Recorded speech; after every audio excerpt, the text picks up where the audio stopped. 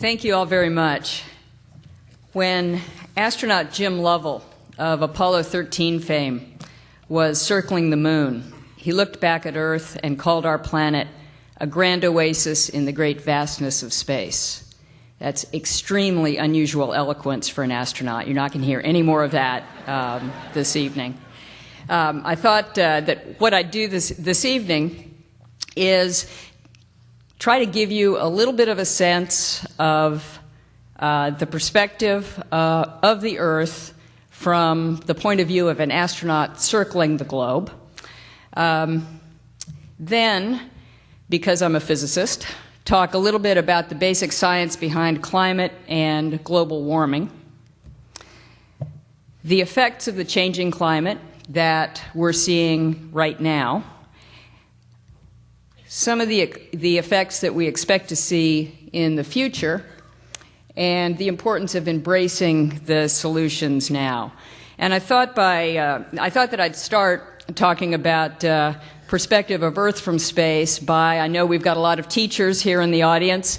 I thought that I'd talk a little bit about my pathway into science, how I got involved in the space program, and how I came to have this great view of the Earth from space. And I should tell you right from the start that I'm going to take advantage of an advantage that astronauts have over lots of other speakers, which is that we've got good pictures. So there are going to be a few sort of physics slides, but there are also going to be some good pictures to stay around for. First of all, I grew up in Southern California. I was always interested in science from the time that I was younger than anybody in this room, and I see some young people in this room. In second, third, fourth grade, science was always my favorite subject. I was kind of a typical girl growing up. I loved sports. I was outside all the time. But when I was inside, science and math were my favorite subjects. Neither of my parents were scientists, and they were probably a little bit confused at how they ended up with a daughter who had this particular passion. But and this was a little unusual at the time. They didn't try to shift me over into something that they understood a little bit better. They thought that if I liked science, that was good enough for them, and they would do whatever they needed to do to encourage me in that. And that meant, among other things, going and talking to my teachers, making sure my teachers knew that I had this particular passion. I stayed interested in science all the way through elementary school, middle school. When I got to high school, I actually had two very influential teachers. They were science teachers. They were very good science teachers, but the reason they were influential to me was not so much because they were good teachers, but because they spent a lot of time with me and helped me build my confidence in myself, helped me build my self-esteem. Because I was getting good grades and I knew I was doing well in high school, but I didn't really think I was good enough or smart enough to go on in college in science. And they said, you know, look, if you were good in math in 5th grade, you're going to be good in math in 10th grade, you're going to be good in math in college. If you were good in chemistry in 8th grade, you're going to be good in chemistry in 12th grade, you're going to be good in chemistry in college. You don't get dumber as you get older, which is sort of refreshing for all of us. But I needed to hear that, and it was that helped give me the self-confidence that I needed to go to college. I went to college at Stanford. I declared a physics major. I stayed at Stanford for graduate school. My PhD is in physics. And I was just a couple of months away from finishing that PhD, sitting in the Stanford student cafeteria one morning, a Tuesday morning, about 8 in the morning, reading the Stanford Daily, the Stanford student newspaper. And I still remember to this day opening the daily and seeing in the lower right-hand corner of page 3 of the Stanford student newspaper an ad that NASA had put into the student newspaper and student newspapers all over the country saying that they were looking for applications for astronaut. The moment I saw that, I knew that that's what I wanted to do. I ripped the ad out of the newspaper and literally applied that afternoon. Turns out a lot of other people did the same thing. There were about 8,000 of us who applied. Partly because this was the first time in over 10 years that NASA had said they were bringing astronauts into the astronaut program. And so it was the first time in 10 years that people had a chance to apply. And it was also interesting in that this was the first time that NASA said they were going to bring women into the astronaut corps. And that's, in fact, the reason that they put ads in student newspapers and corporate newsletters, because they knew that if they didn't put the word out where qualified women and scientists would hear about it, that only kind of the usual suspects, sort of military test pilots, would even know that there was an opportunity to apply. So 8,000 of us answered that ad, and I still tell college students it pays to read your student newspaper. You never know what you're going to see in it. Out of that 8,000, NASA picked 35 of us to be the first group of astronauts specifically picked for the Space Shuttle program. And we were to join the 20 or so astronauts who had been with NASA since the end of the Apollo program. That group of 35 actually included 15 astronauts who had test pilot backgrounds, 20 astronauts who had science or engineering backgrounds, and that group of 36 also included the first 6 women to go into the astronaut corps. All 35 of us went on to fly in space at least once, most of us twice or more. Let's see, I should probably add for this crowd that my father was without a doubt the happiest person on the planet when I was selected to be an astronaut. My father taught political science at a community college in Southern California, did not have a scientific bone in his body. And my father was about to have a daughter with a PhD in astrophysics. My father did not know what astrophysics was. My father could not explain to his friends what his daughter was about to do for a living. And then I became an astronaut. My father's problems were over. He could explain it to his friends. He was a very, very happy man. Well, I packed my bags at Stanford and moved to Houston, which is, of course, where all astronauts go to live and work and train, just outside the Johnson Space Center. And I got in line for my turn to fly in space. And that turn came first on STS7. That was the 7th flight of the Space Shuttle. That was my first chance to get strapped into a rocket on the launch pad and go from a standing start to 17,500 miles an hour in 8.5 minutes. That is a quick 8.5 minutes. Mind-numbing, bone-rattling 8.5 minutes. This, of course, is what the shuttle looks like just a couple of seconds after it's left the launch pad. The 2 solid rockets on the side burn all their fuel, and there's nothing in them but fuel after only about 2 minutes. Then they fall away. The shuttle goes the rest of the way to orbit on what you'll all recognize as a burnt orange external tank. And then all that's left in orbit is the thing that looks like an airplane. That's the space shuttle. Once that space shuttle is on its own, it's in orbit, circling the Earth just a couple hundred miles above the surface of the Earth, traveling 17,500 miles an hour. And of course, at that point, the astronauts and everything in it are weightless. Weightlessness is something that Richard and I, I'm sure, will both recommend to all of you. It's a heck of a lot of fun. And then, of course, this is the first chance to kind of float over to the window and look down at Earth and get this unbelievable view of Earth. This is the crew of STS7, the crew from my first space shuttle flight. I put this in partly to prove I had been into space, and partly to show you a UT grad. The commander of this flight, the second from the left, Bob Crippen, is a proud Longhorn. The other 4 of us were on our first flight into space. We were rookies on this flight. We were the first 4 from that class of 35 to get a chance to go into space. There are a couple ways we can prove that we took this photo while we were weightless in orbit instead of in a simulator on the ground, but the easiest is just to take a look at where I've got my hands. I've got my right hand on Rick's shoulder and my left hand on his wrist. I'm actually holding Rick down, keeping him from floating up and ruining our crew picture.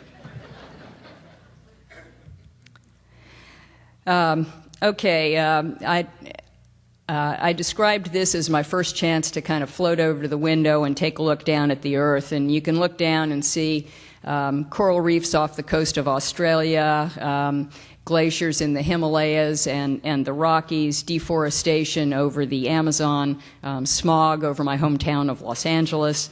But undoubtedly the most impressive sight, just the most impressive thing looking out the window is the perspective that you get of the planet. And let me try to give you a little bit of a sense of this, and one example of it in this slide. This is, of course, what Florida looks like. And just if you look off towards the horizon, you can see several hundred kilometers off towards the horizon. There are a lot of things that you can see in this picture. You can see a big bank of clouds off the east coast of Florida. You can see Cape Canaveral jutting out about halfway up the east coast of the state. You can see the shallow blue water around the state of Florida is in the lighter color blue, and that light blue becomes a darker blue as the water gets darker.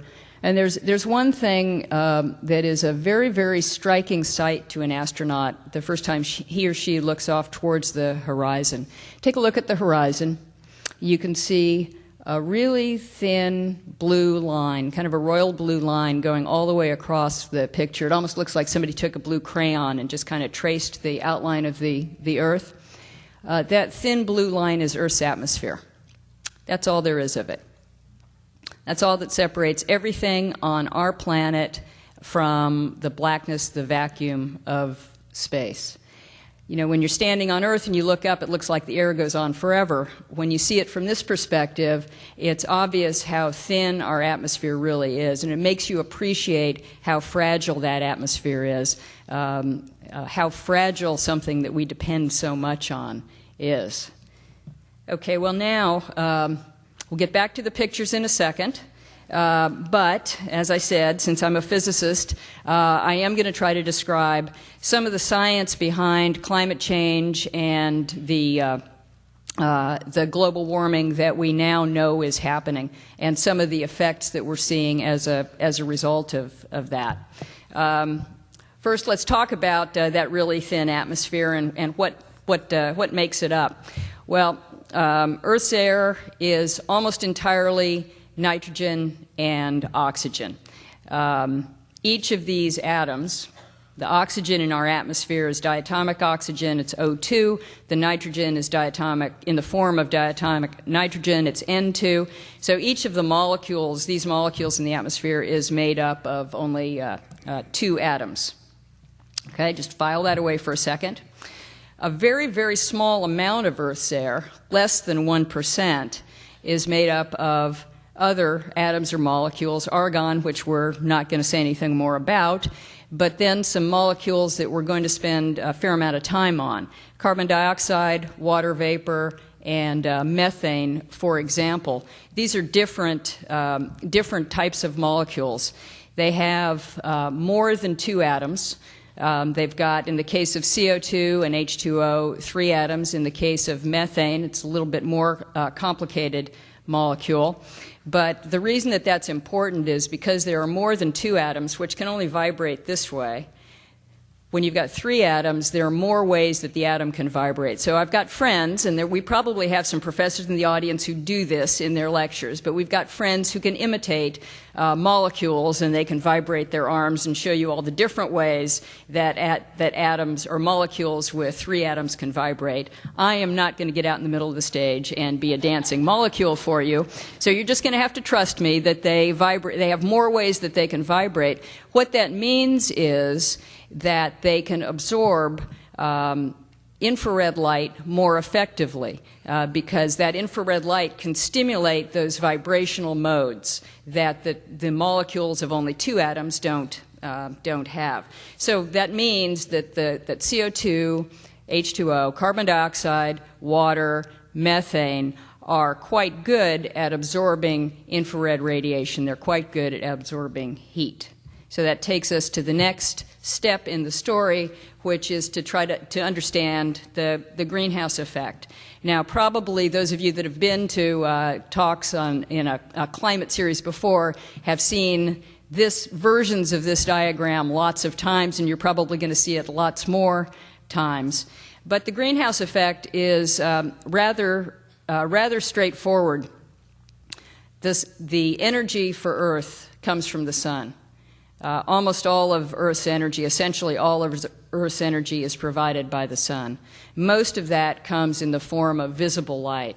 You look up, you see the sun, you're looking at visible light that's coming to Earth from the sun. That light is incident on Earth. Some of it doesn't make it to the surface of the Earth or isn't absorbed by the surface of the Earth. Some of it's reflected by clouds on the way in.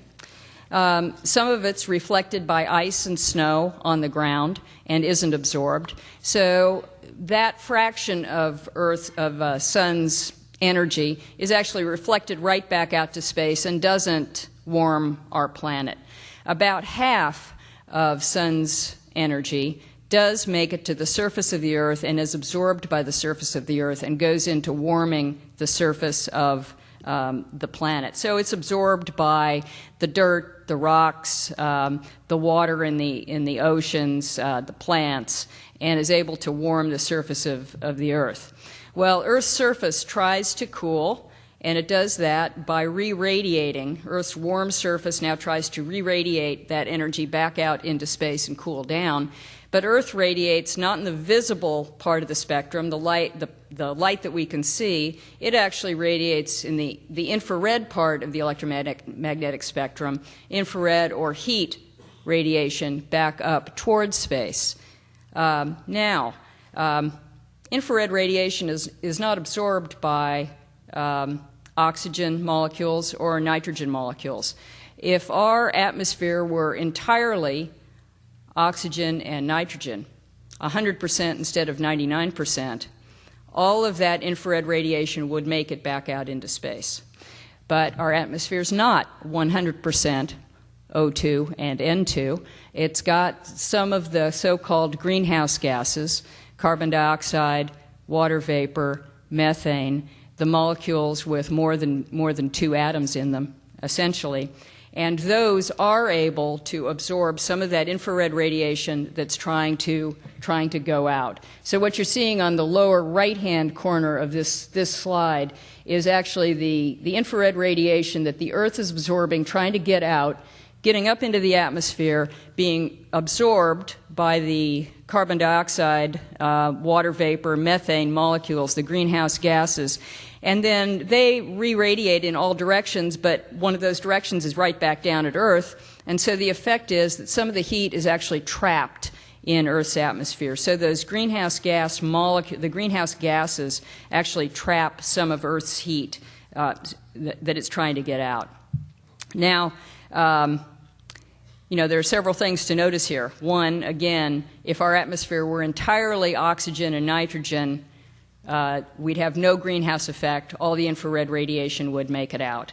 The second thing to notice, and this is important, is that carbon dioxide, water vapor, methane exist naturally in our atmosphere. They've been around. If you were an alien spaceship swooping through 1 million years ago and sampling Earth's atmosphere, you would have found carbon dioxide, water vapor, and methane, even though people weren't around to emit it into the atmosphere.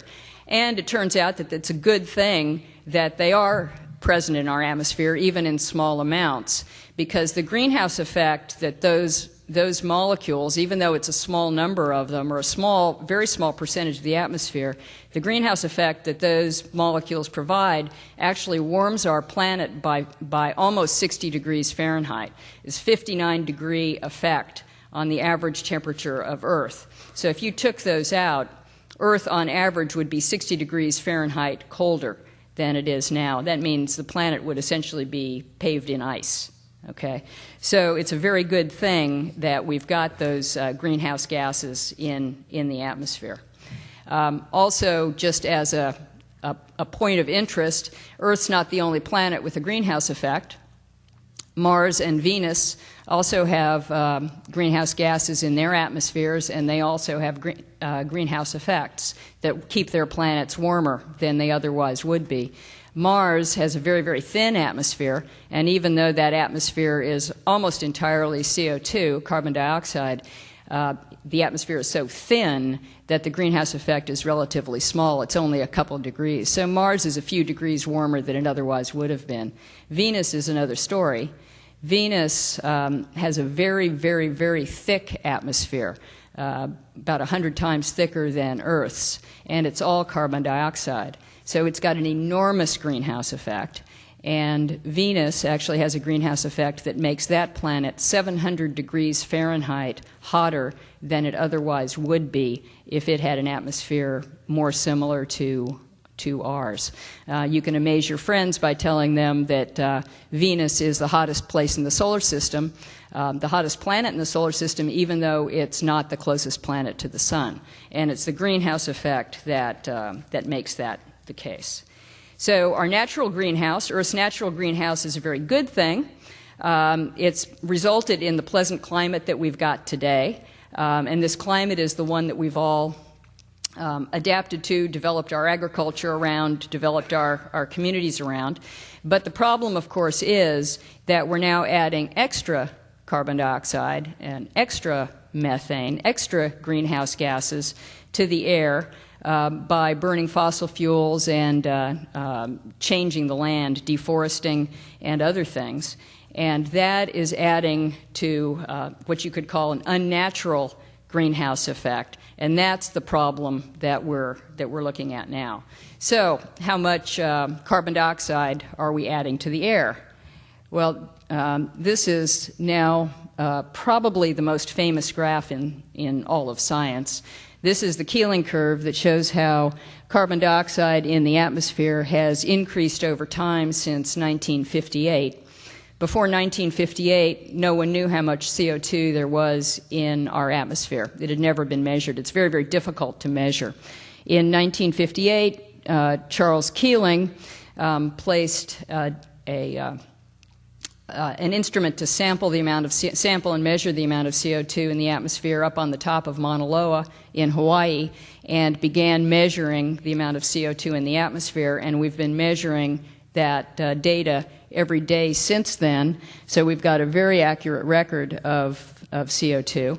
And what you see is that if you look at just the blue line going through that shows the trend, you see that the CO2 has been steadily increasing every year from 1958 until today. It continues to increase.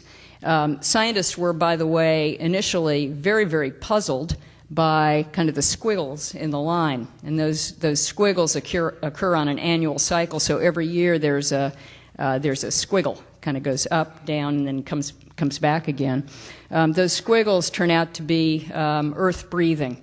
They're essentially what you're seeing are the plants on Earth growing and taking CO2 in from the atmosphere, drawing down the atmosphere, kind of inhaling CO2, growing in the spring, and then as the plants die, leaves fall off the trees, they kind of exhale the CO2 back into the atmosphere. So every time the squiggle goes down, it's plants in the northern hemisphere, which is where most of our plants are, plants in the northern hemisphere growing in the spring and then dying in the fall.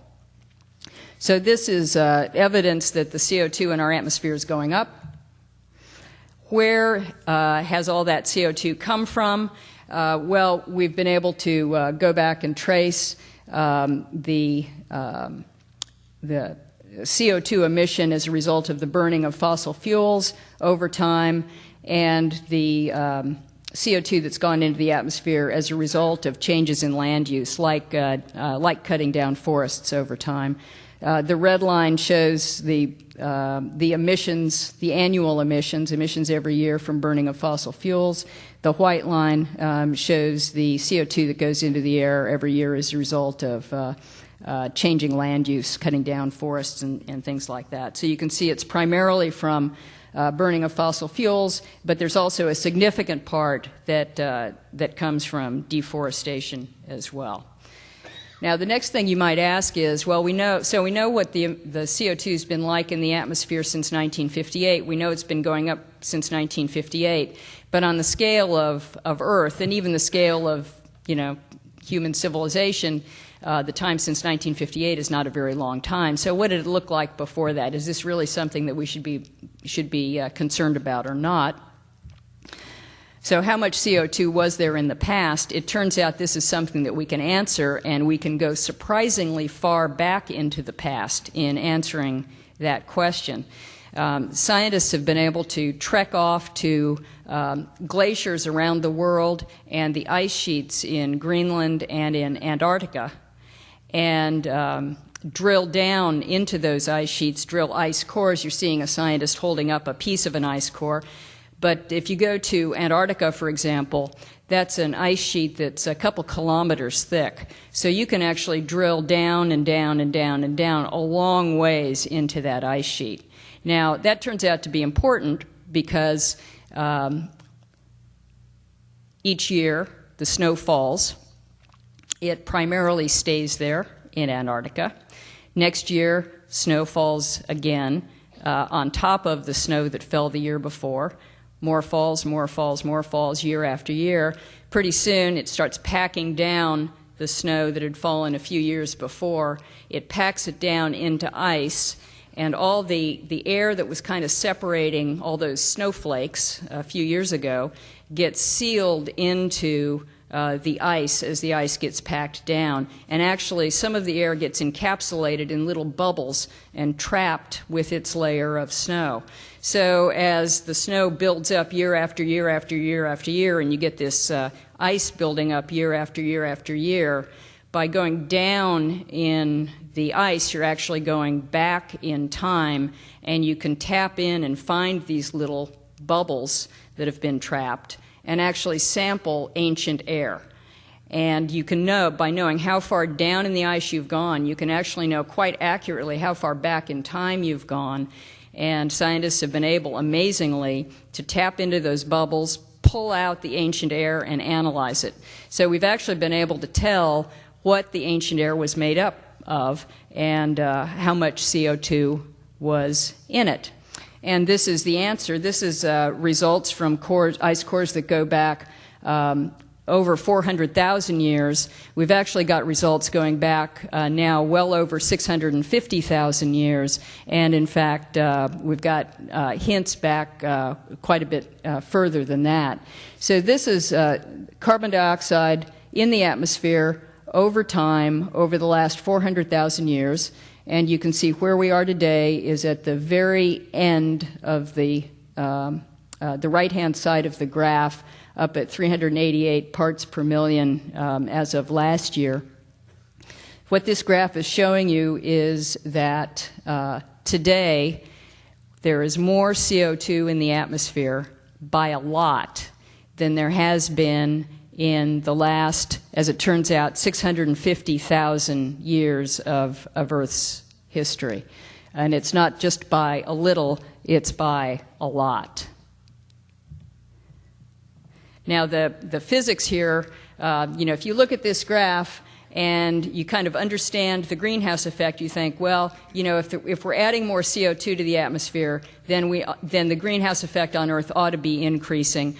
I might expect Earth's temperature to start going up as a result. You can actually use these same ice cores to get a look at the temperature record over time.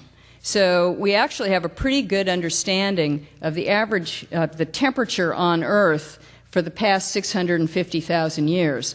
That bottom curve shows Earth's temperature over time, and the top curve is the same one you just saw, carbon dioxide over time. And if you take a look at those, you notice a couple things. The first thing you notice is that those two curves look pretty similar. So when temperature goes up, CO2 goes up, temperature goes down, CO2 goes down, and the two seem to be going together. And again, if you take a look at where we are today in CO2 and how much higher it is than in the past, you take a look at that, take a look at the temperature curve, and it's reasonably easy to say, we might expect the temperature to be going up. Another thing to appreciate from this curve, if you just take a look at the temperature scale. 650,000 years is a really, really long time. Human civilization has only been around in the last roughly 10,000 years. It's kind of at the last peak on this graph. So we haven't been around for that whole time period. We've only been around, kind of at the very top part of the far right-hand side of that graph. Okay, that is the climate that we've all adapted to. We haven't even adapted to those shifts, just this last little bit. The other thing to appreciate is the difference between the temperature we've got today, the climate we've got today, and an ice age is not very much in terms of average global temperature, in terms of temperature. So what you're seeing in these peaks and valleys in the temperature are the different ice ages, going into an ice age, staying in an ice age, coming out of an ice age, going into another ice age, coming out of an ice age. The difference between an ice age and a climate we've got today is only 5 or 6 degrees C. So a degree C or 5 degrees C in temperature might not sound like a lot, but it's the 5 degrees C is the difference between our climate today and an ice age when glaciers came halfway down over North America, and what would be Chicago was a mile under the ice. Okay, so 5 degrees C on a global scale actually makes a lot of difference. Okay, so we expect the warming, and we're seeing it. We're starting to see it. This is recent temperatures. The temperature record over the last 1,000 years or so, and you see that that we've got the higher temperatures just over the last 20, 30 years or so. The temperatures are really starting to go up, and what scientists have now been able to measure, and this is a very, very difficult measurement. It took a long time to make sure that this was done accurately and that it was done correctly. But we now know that the planet has warmed about a degree C, 1 degree centigrade, over the last century. We also know that the average has been about 1/10 of a degree C per decade, but that has changed in the last couple of decades, so it's accelerating. The change started off being a trend about like this, increasing temperature, and now it's about like this, increasing temperature. So it's increasing faster now than it was in the earlier part of the 20th century.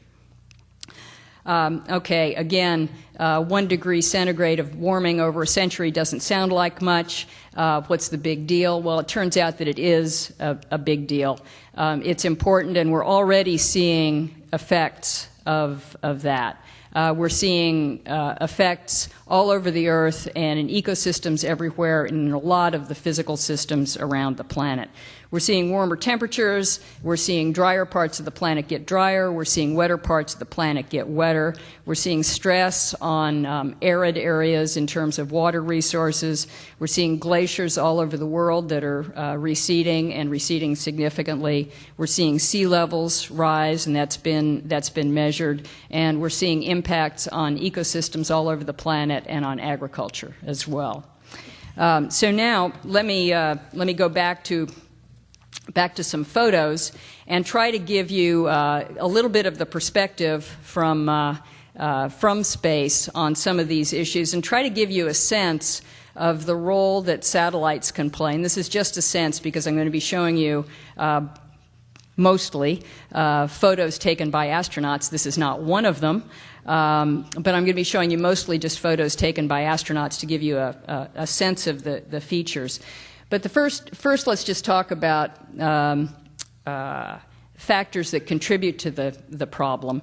This is an image of the Earth at night, and this is a mosaic made from many, many, many, many, many satellite photos of the Earth that have all been stitched together. This is not a real photo. A lot of your friends will be fooled, and they will think that it's a real photo, but it's not. There are several clues here that it's not. First of all, the Earth is not flat. You can't see the whole Earth at once. Second of all, the Earth is not all at night at once. Half of the Earth is in the day at any particular time. And third, there don't seem to be any clouds in this picture, and there are always clouds over the Earth. So, this is not a real photograph. But it's actually a really good way to get a sense of civilization on the planet and the fact that we're using energy all the time. So you're seeing the lights of the cities, and they really do a good job of outlining the continents. You're also seeing fires burning. Actually, in the Amazon, the reason you see some lights in the Amazon is from fires burning. You see fires in the Middle East, plumes over oil wells, oil facilities, and you see some biomass burning in Africa. But this gives you a real good sense of essentially civilization's effect on the planet. This is a picture taken from the space shuttle. A lot of people have an image of astronauts circling the Earth with kind of their eyes glued to the windows during the daylight part of the orbit, taking photos as fast as they can, and then quick getting back to work at night on the night side of the planet, doing what the taxpayers are paying us to do. Turns out nothing could be further from the truth. We're actually at the windows all the time. And this is the reason the Earth is really beautiful at night. This is a picture of the Midwestern United States. That's Indianapolis down on the lower left, and you're looking at Dayton and Columbus, Toledo, Cleveland over on the left, and then the kind of smudgy orange line at the upper right is actually the lights from Philadelphia up to New York City. There's a lot that you can see in this picture. You almost think you can see the cities as they're growing. You can see the highways connecting the cities, and people in this area can probably pick out their favorite shopping mall in this photo. But civilization's impact on the planet is very, very obvious. This is a picture looking across the Amazon, the Amazon basin. The astronauts who took this photo actually thought they were taking a picture of an overcast day over the Amazon, looking from east at the bottom to west, with the overcast layer of clouds being cut off by the Andes Mountains in the west. Turns out what they were photographing was not an overcast day at all, but a typical day in the dry season. They were seeing not overcast layer of clouds, but accumulated smoke and haze that had built up as a result of all the fires that were burning at the time. And what they thought were individual storms, thunderstorms, or puffy clouds were actually plumes of smoke over fires that were burning at the time. And this big plume of smoke right in the middle of the picture is over an enormous fire that's actually comparable to some of the worst fires that we get in the Southwest occasionally. This is what the Amazon looks like every day during the dry season.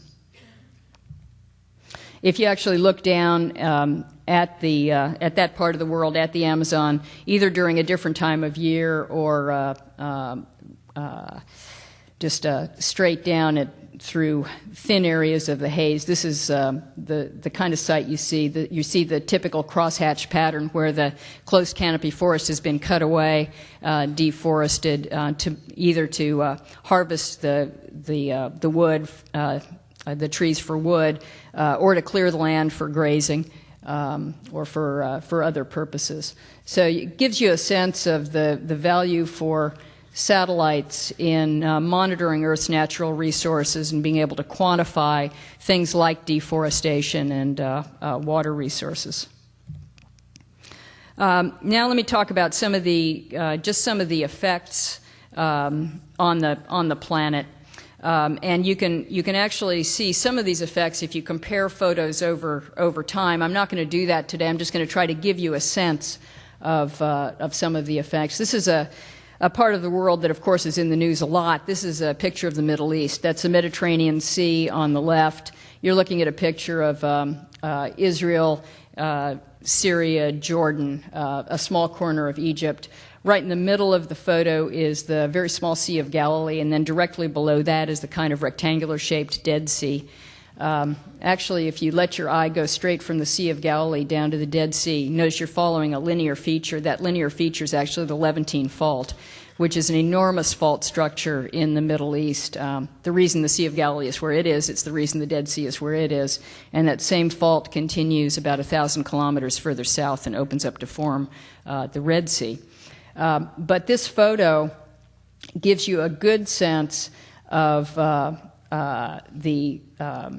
water stress on this part of the world. Take a look at the lower right-hand corner of the screen. You can see water drainage patterns from the arid part of this world. And just being able to trace out the drainage patterns and follow the water resources is a very valuable thing to be able to do from space. As I said, with global warming and climate change, one of the things that we're starting to see, and we're projecting this to get worse as the temperature continues to climb. We expect dry, arid areas to become drier and more arid. Areas where water's a problem, like in the Middle East, like in Southern California, where I'm from, the southwestern United States, we expect that to become more and more of a problem. So that's something to watch for. This is a picture taken off the coast of southern Africa, actually off the Namibia coast. What you're seeing in that big aqua-colored splotch in the middle of the photo is actually billions and billions and billions and billions of phytoplankton. Phytoplankton are single-cell plants that are the bottom of the food chain in the ocean. They're very, very, very important for a variety of reasons. It turns out they're important to the climate system as well.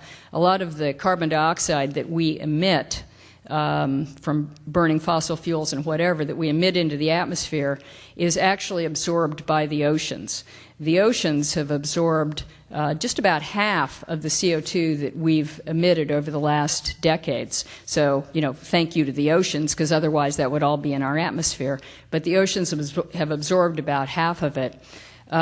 One of the reasons that they're able to take in as much as they are is that phytoplankton on the surface area of the oceans, the CO2, carbon dioxide, dissolves in the oceans, and the phytoplankton take that in and use it for photosynthesis. So the oceans can dissolve more of the carbon dioxide. So phytoplankton are important not just in the food chain in the ocean, but also in the overall balance of CO2 between the atmosphere and the oceans.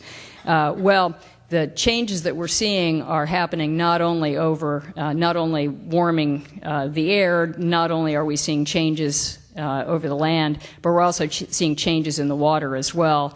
The water, oceans are warming up. We've been able to measure average warming of the oceans. Oceans are becoming more acidic. We've been able to measure that as more CO2 is dissolved in the oceans. But the phytoplankton, as the ocean warms, the phytoplankton are being affected, and that's something that satellites are routinely monitoring in blooms like this. Phytoplankton are very, very, very important for not just the ocean ecosystems, but also for the overall planet climate system. This is what hurricane looks like from space. This was a Category 4 hurricane that was active during my second space flight, a couple hundred kilometers across. This is a pretty cool picture because you can actually see the feeder bands of the hurricanes pretty clearly here. Today, on average, there are about twice as many hurricanes in the Atlantic per year than there were 100 years ago. We expect, although it's very difficult to show this now with the data that we've got to date, but models project that storms will become more intense. They may or may not become more frequent, but because these storms get their energy from largely from the warm water that they're passing over. As the water gets warmer, it's easy to believe that storms might get more intense. This next slide is actually going to be looking right down the eye of this hurricane. This is a very cool picture. I actually wish I had taken this picture. So it's a really good one. This is a picture of a glacier off the southern coast of Alaska. This is the Malaspina Glacier. The Malaspina Glacier is the big circular thing right in the middle of the photo, and it gives you a really good kind of picture. You can see almost concentric rings there. It gives you a good idea of how glaciers kind of move forward and recede back, move forward and recede back year over year. Of course, as the world is warming, one of the effects that we've been seeing very clearly all around the world is that glaciers are beginning to recede, and in fact, in many cases, glaciers are disappearing. The best example is Glacier National Park. Glacier National Park was named Glacier National Park because in the early 1900s there were 150 glaciers there.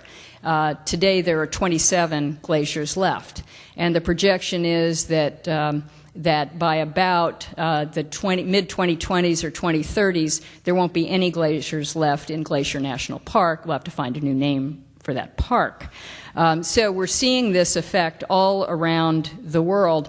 And this is particularly important because glaciers are, in some sense, the water supply, the water coolers for a lot of the world. The glaciers in the Himalayas actually feed all the major rivers that go down into India, Bangladesh, China, and provide water for billions and billions of people. The glaciers in the Andes provide water. The glaciers in Africa even provide water. Glaciers in the United States provide water.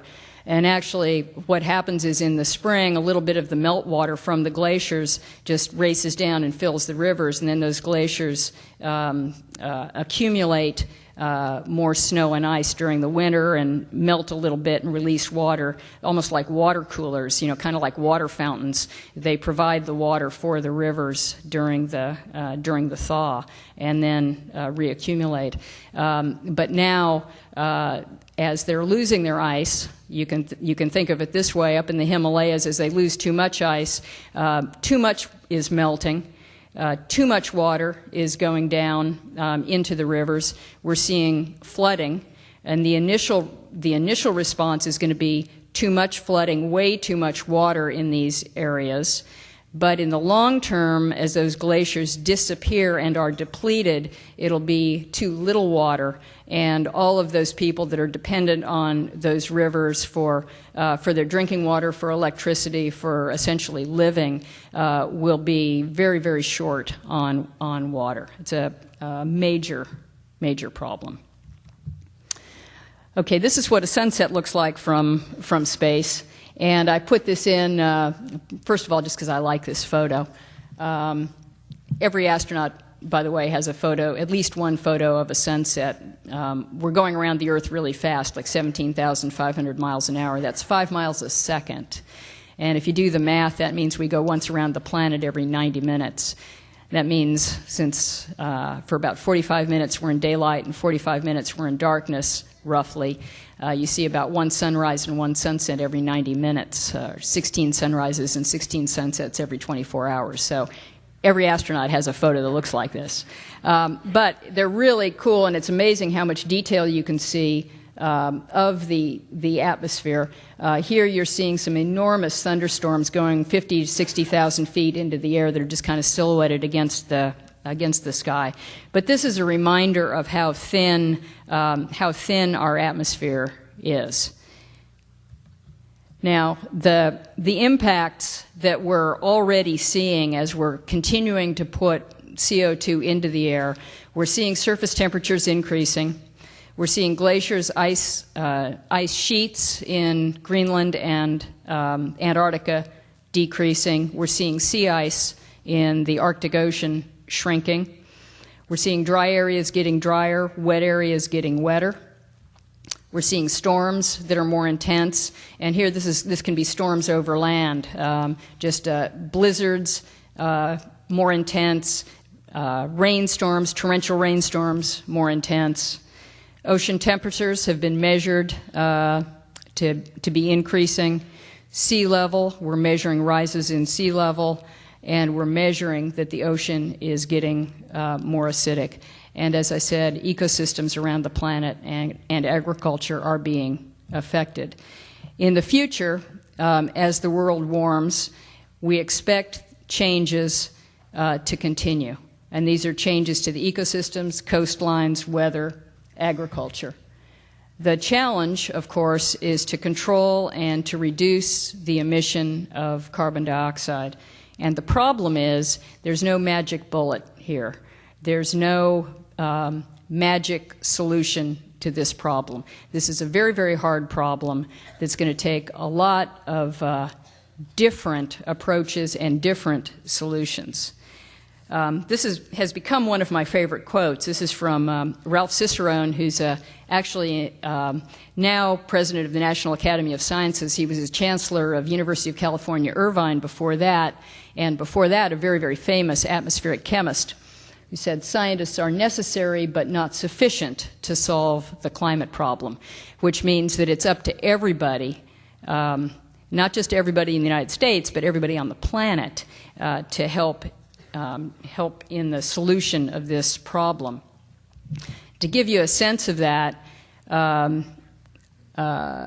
put in a couple of charts on our historic emissions of carbon. How much carbon have we been putting into the atmosphere every year over time since 1950, for the last 50 years? It's been going up each year.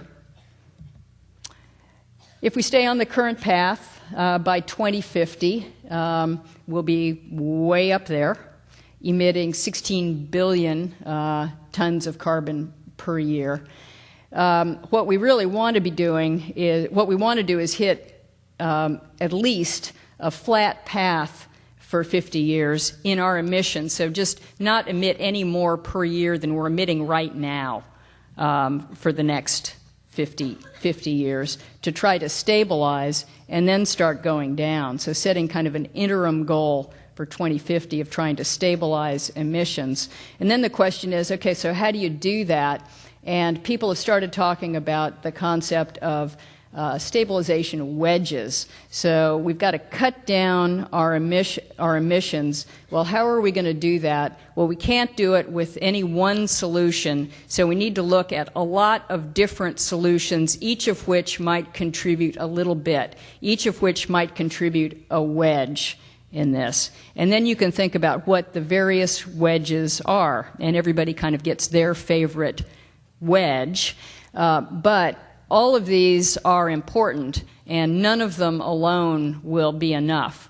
At the top, something that we can do right now that's very effective, and probably the most effective thing we can do right now, is conserve energy and start using energy more efficiently. So best is don't use it if you don't need to. Next best is if you need to use it from a very efficient source. Other options are nuclear energy, which puts no greenhouse gases into the air, renewable fuels and renewable sources. This would be solar energy, wind energy, storing carbon in forests or in soils, planting trees, doing something like that. And then other things that might be a little bit more exotic, like trying to capture carbon dioxide as it comes out of smokestacks at, say, coal power plants, and then burying it in somewhere deep underground so that it doesn't get into the atmosphere. These are all different ways that that we can possibly approach this problem. And as I said, no one of these is enough. We need some mixture of these, and we need to start working on them right now.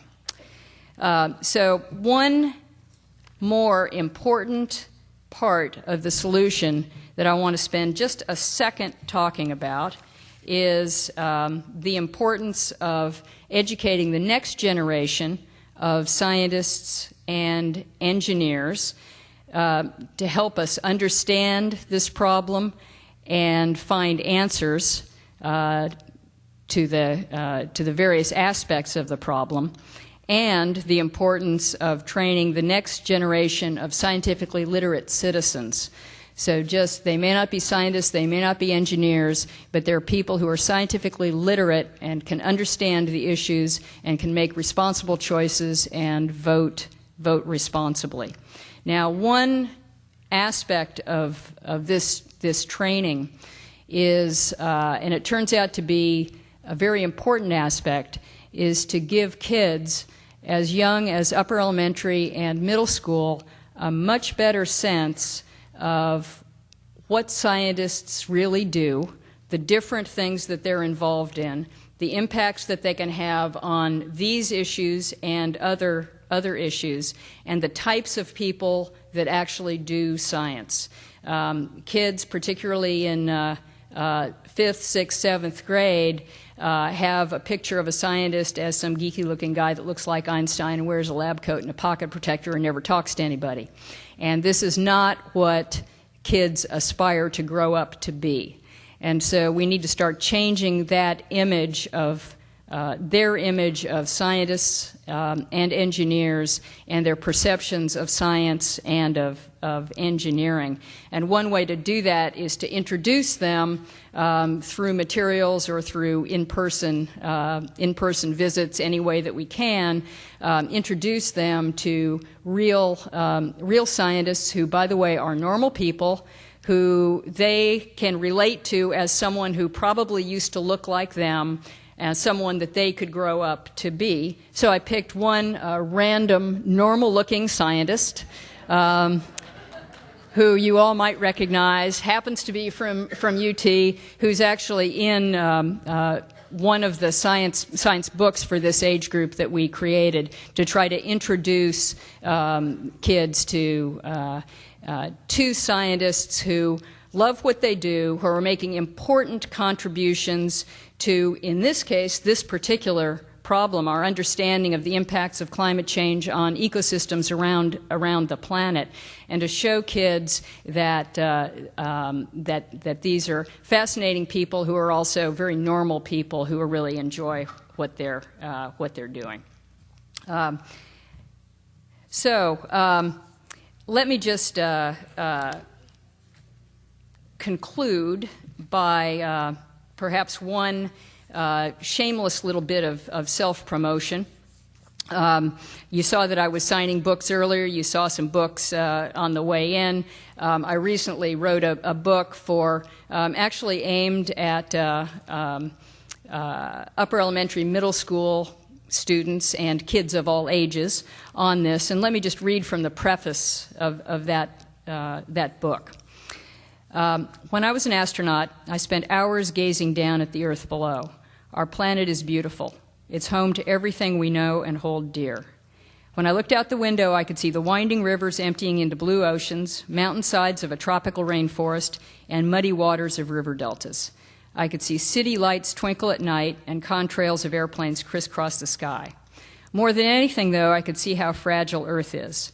When I looked toward the horizon, I could see a thin, fuzzy blue line outlining the planet. At first, I didn't know what I was seeing. Then I realized it was Earth's atmosphere. It looked so thin and so fragile, like a strong gust of interplanetary wind could blow it all away.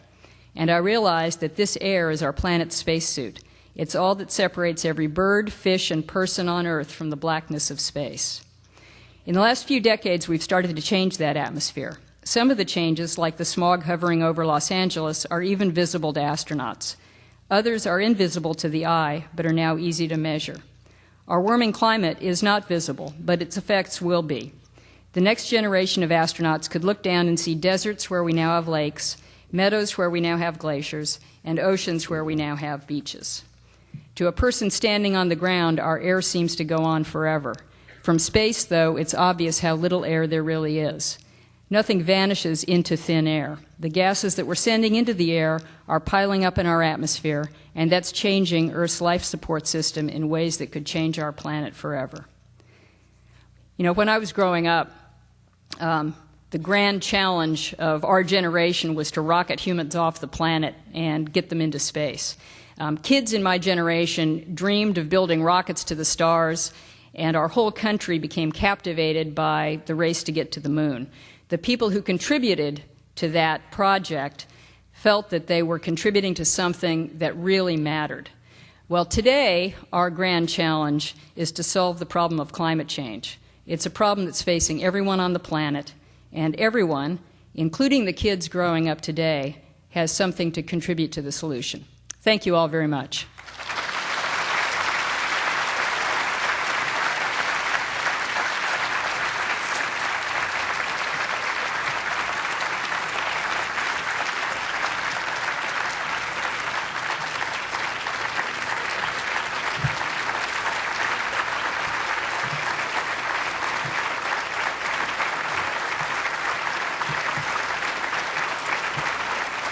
Thank you.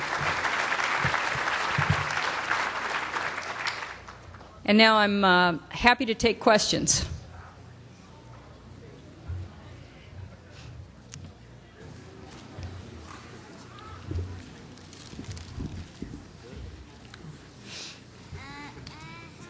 Thank you for coming out tonight. And I don't know if you're going to be able to answer this one or not, but I've been traveling across the American Southwest recently, and I've read a lot of articles about the deforestation that we're having here as a result of the pine beetle. And I'm wondering if you know if there's any coherent scientific link between increasing temperatures, reduced, freezing, and the fact that these beetles have killed most of the forest in several states and provinces in Canada. Well, it's at this stage I should turn the mic over, but I'll take a stab at it.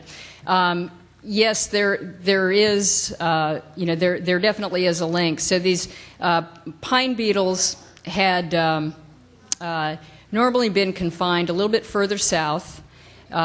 When up in the forest that you're talking about, where we're starting to see the trees die off, the temperature had gotten cold enough during parts of the year that it basically killed the pine beetles, and they didn't make it up to that. They didn't make it that far north, okay, into those forests.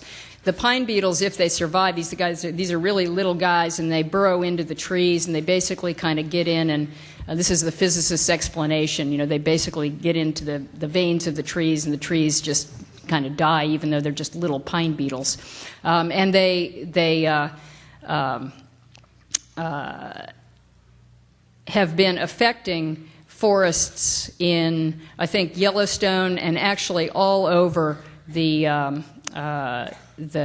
West. And we're seeing acres and acres and acres and acres of trees dying as a result. And, to your point, it's because the pine beetles have changed their range. Because the climate is slowly changing, they're able to go further north, further up mountainsides. They get to trees that they haven't gotten before, and they're basically invading forests that had previously been too cold for them to survive.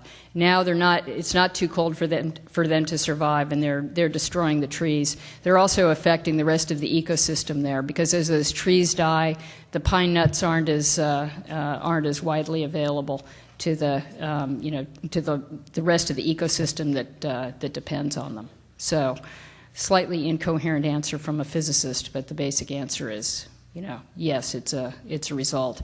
And we're actually seeing, one of it's probably a good time to make a point that we're seeing regional climates all around the planet change, and we're seeing a whole variety of plant and animal species moving in response to those changing climates. So everything has adapted to its own climate. It lives where it lives for a reason, and it's adapted to the climate in that region. And as the climate changes slightly, that animal or plant species has to either adapt to that change or move to follow the climate. And we're actually seeing species move to follow the climate, and the pine beetles is one example of that. They've been able to expand their range. Others are having to move in order to just stay with the climate that they're adapted to.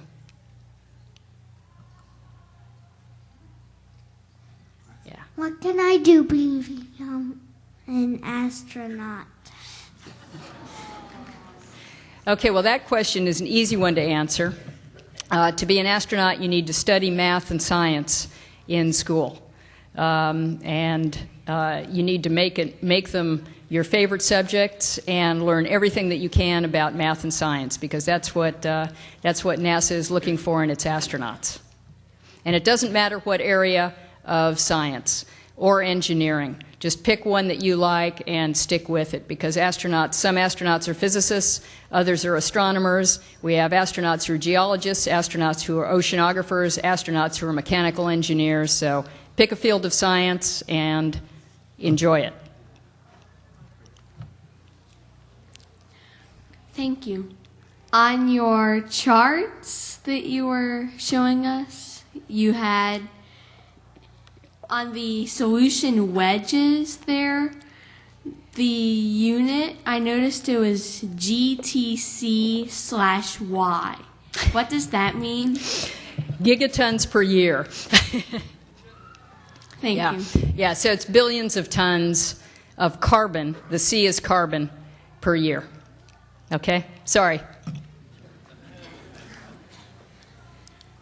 Hi, I wanted to say first off that I've always been a great admirer of you. My grandfather worked with you at NASA, Reg Machel, and so we got to go and always watch the launches. And we were wondering what your favorite part of being an astronaut was. Launch. Thank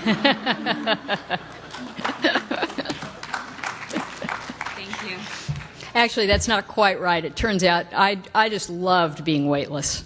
So, all the work that we did, I'm sure, was very valuable to the country and extremely important, but it sure is fun being weightless.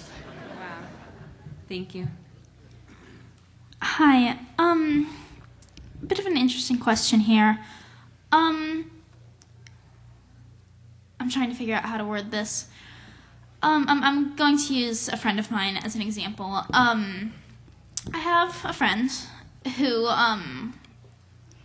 has, like most of us, she's seen the all the various charts and things like you've shown us, and still remains unconvinced that climate change is really as severe as everyone is saying it is. And she's not alone. I know a lot of people with that viewpoint, and you can prove anything with statistics. If someone really wanted to, they could dredge up some statistic or multiple statistics to counter what you've been telling us. What have you to say just about this? Well, I'm going to start by saying that my favorite book when I was in college was a book that my freshman physics lab teacher assigned us all to read for our freshman physics lab, which was How to Lie with Statistics. I still have that book. Your question is a good one, because it's true. There are a lot of people who, for whatever set of reasons, either don't believe that scientists have yet proven that global warming is real, or don't want scientists to have proven that global warming is real. And there are a lot of people that hold these views very, very, very strongly. And so some people are just honestly just don't know what to believe, because they don't, they hear this and then they hear this and then they hear this, and they don't have the background to filter out and make decisions and understand which is the science that's peer-reviewed and based on good research and has kind of stood the test of peer review and the test of some amount of time, and is now accepted by the vast majority of the science community versus that's spouted by a talk show host somewhere. And so there are people that don't have the backgrounds to sift that out. So it's very, very difficult to know, what to say to your friend.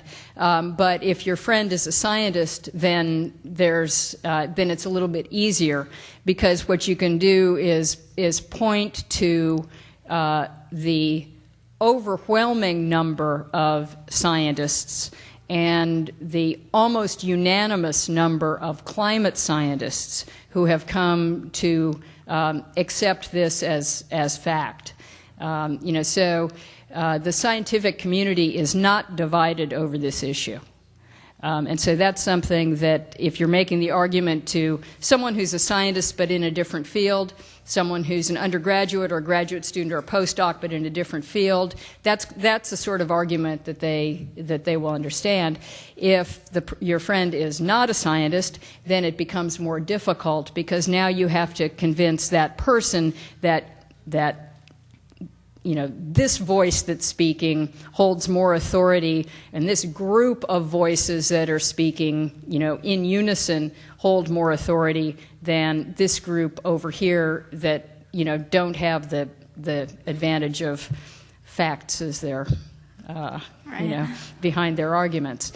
So I think it really depends on what the root of your friend's issue is, and a little bit about his or her background. Thank you. What is it like being an astronaut? It's a lot of fun. It's hard work. It's a lot of training. You have to learn a lot before they let you go into space, and you have to practice what you're supposed to do and understand exactly what you're supposed to do before they'll let you launch in the rocket. But once you get a chance to go into space, it's a lot of hard work being up there, because there's a lot that we have to do, but it's also a lot of fun. It's a lot of fun looking out the window, looking back down at Earth, and it's, as I said, heck of a lot of fun being weightless. Thank you. My sister works with the current shuttle program at Johnson Space Center, and she hasn't been able to answer, does the space program, does NASA consider its carbon footprint in its space program? And if so, do they, because I saw that the shuttle launching with all the fuel, and you're like, the fuel, it's all full to the fuel. It's all fuel. Yeah, and the next vehicle also, will they consider that? Yeah, so that is a great question. So first, let me defend the space shuttle, because that big tank holds liquid oxygen and liquid hydrogen, and when those two burn, the byproduct is water. So it's water vapor. So there's no carbon emitted by the space shuttle engines. That may not be the case. For the next rocket, we don't know.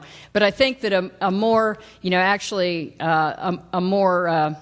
perhaps more serious answer to your question is that NASA's carbon footprint is dominated by the infrastructure at NASA, the electricity that NASA uses, the people, the buildings, the facilities, not by the space launches. If you think about it, the space shuttle only launches, 4 times a year, 5 times a year, and that is dwarfed in comparison to the footprint of the large NASA facilities. So when you ask the question, you really should be asking, NASA, what are you doing to reduce the carbon footprint of your facilities? And I actually only know about one of them. I live out in Southern California, so I know about the Jet Propulsion Lab, which is in Pasadena. And they are now undergoing a massive effort to reduce their carbon footprint, the carbon footprint of the facility itself, as are many, many colleges and universities around the country. And each NASA facility is, on the order of the size of a college, university. So that's kind of a better way to think of it than the individual launch vehicles. Why did you go to space? When I was growing up, I always dreamed of getting a chance to launch in a rocket and look back down at Earth. I wanted to be able to get that view of Earth because I can't get it standing on the ground. So one of the reasons that I wanted to go into space was to get to look back at Earth. And that's maybe the main reason. Thank you. If the sun produces our energy, is that why we have more energy during the day when the sun is out and we're more tired at night when the sun's gone?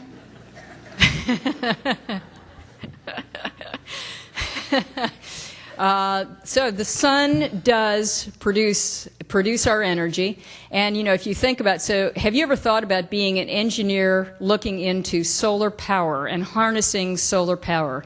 Because when you build solar cells and you put solar cells on, let's say, a roof, those solar cells will only collect energy during the daytime when the sun's out, okay?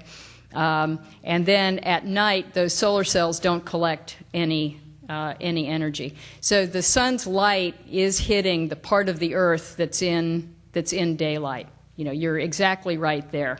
I don't think that has anything to do with us getting tired, though, because we actually get our energy.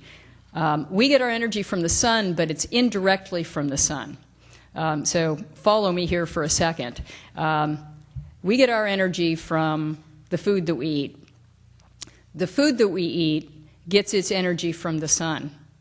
And that happens because plants are our friends. Plants are able to harness sun's energy and turn it into food through photosynthesis.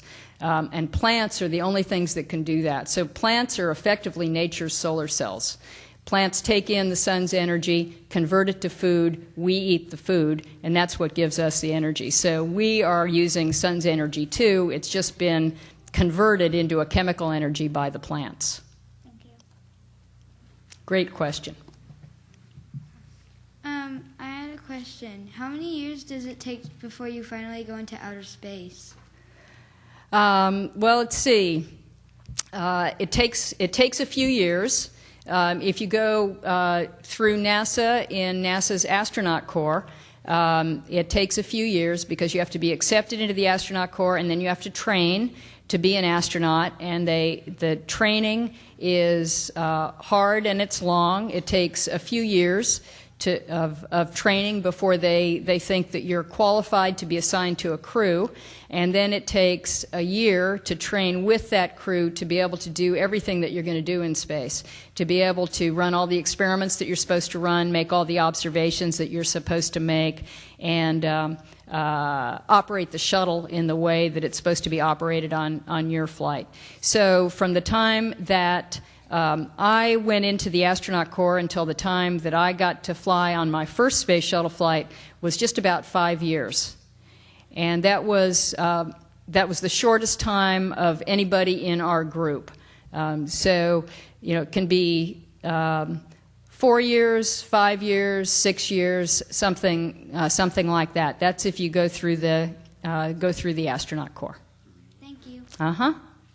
So we have a question here from our internet audience watching the webcast. Chris asked this question: in what direction do you believe NASA should head in the future? What should be its priorities?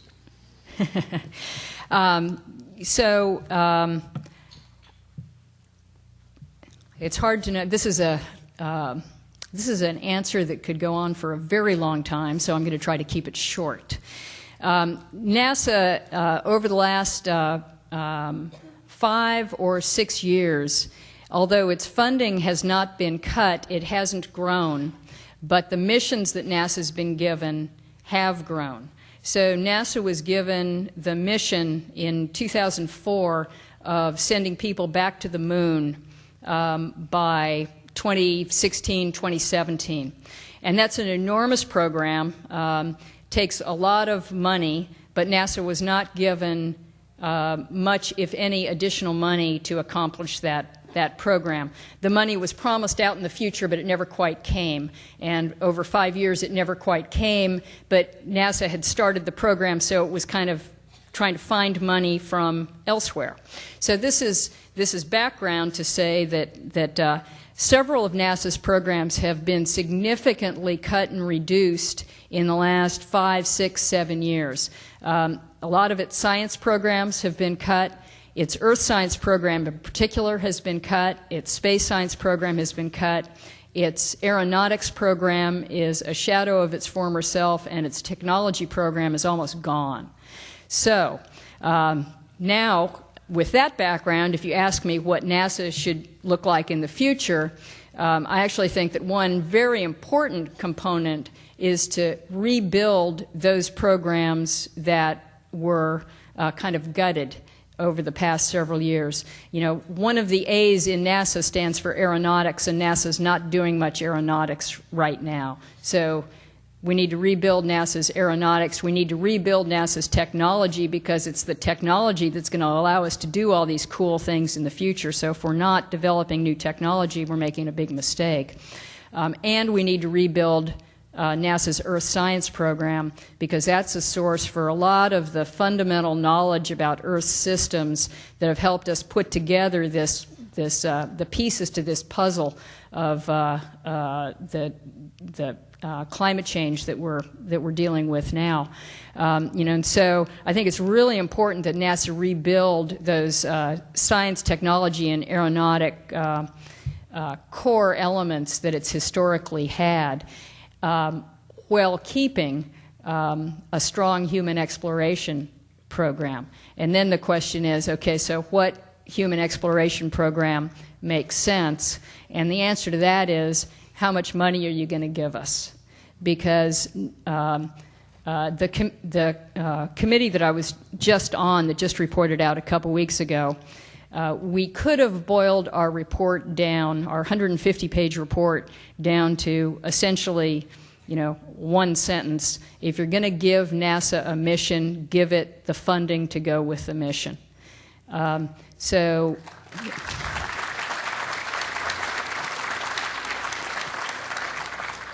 Yeah, this is not rocket science, right? And so I think that the direction that NASA's Human Exploration Program goes could be to focus on astronauts in low Earth orbit, focus on the space station, develop capabilities around the space station. That's one level of funding. Or it could be to send astronauts beyond low Earth orbit, either back to the moon or to other places in the near solar system, and both of those require quite a bit more funding per year than just staying in low Earth orbit. So I think the answer to what are we going to do beyond that depends on how much money is available in these fiscally rather trying times. But we shouldn't start a program of human exploration that's a new program until we're given the funding to do it. Okay, great, thanks. We have time for 2 more questions for Dr. Ryan. So Okay. We'll take one over there and one over here. So go ahead. How long does it take to get from the ground to outer space? So it takes the space. So I'll give you 2 answers to that question, and I may need help from Richard for one of them. It takes 8.5 minutes for the space shuttle, and most rockets, about 8 minutes, 8.5 minutes, for the space shuttle to get from the launch pad into orbit around Earth. So that's 8.5 minutes is your first number. But you get counted as an astronaut the moment you go above 50 miles. So you could ask, how long does it take to get to 50 miles? And I don't offhand know the answer to that question. Do you, Richard? Yeah, it's only a couple minutes.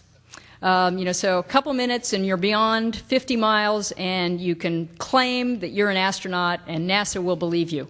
But it's better to make it all the way to orbit, and that takes about 8 minutes. Thank you. Uh-huh.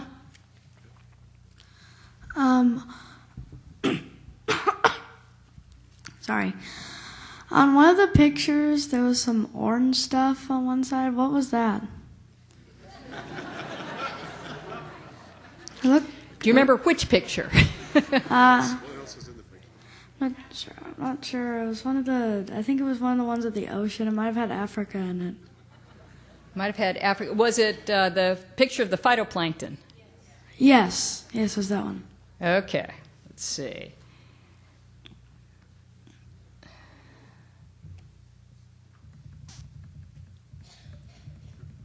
Let's get back to that picture. Get rid of all these. There's a quicker way to do this. That picture, the orange. Yes. Okay, the orange. So this is, it looks a little bit more yellow than the picture actually is just because of the projection. But what you're looking at is the land of the Namibian desert in southern Africa. And actually what you're seeing is desert, and you can almost see the wind patterns on the land here.